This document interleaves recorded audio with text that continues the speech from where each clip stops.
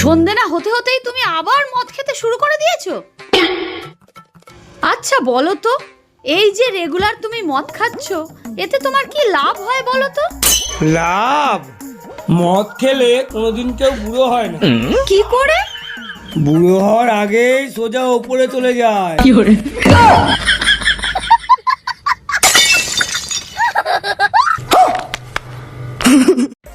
ও ঠাকুরপো, একটা বিড়ি খাবে নাকি?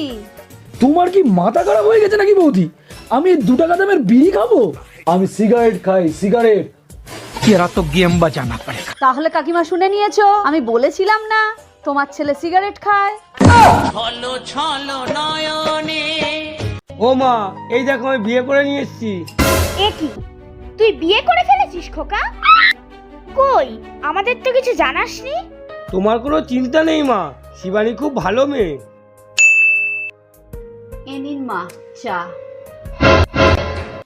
বৌমা, তোমার মা তোমাকে এইটুকুও শেখায়নি যে শাশুড়িকে কিভাবে চা দিতে হয়? দেখ খোকা দেখ।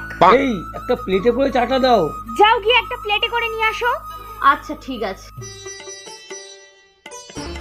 এ নিন মা চা।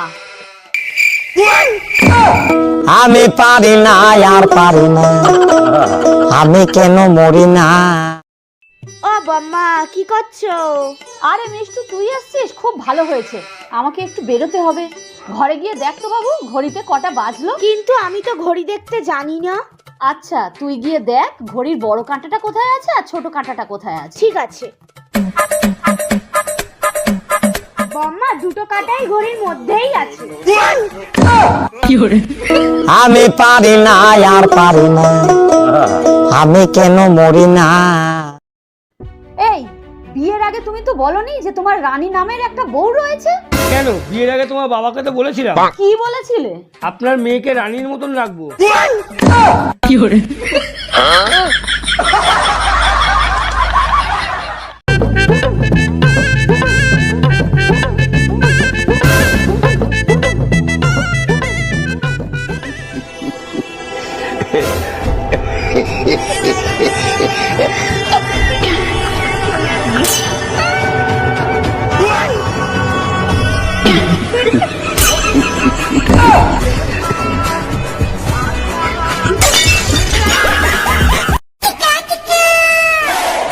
ও শিবাজদা, হ্যাঁ ভাই বল, আমাকে 1000টা টাকা দেবে?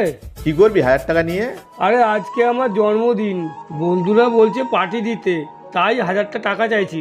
ভাই একটা কাজ কর, তুই বন্ধুদের বল তোর কোনো জন্মদিনই নেই, তুই রাতে জন্মেছিস,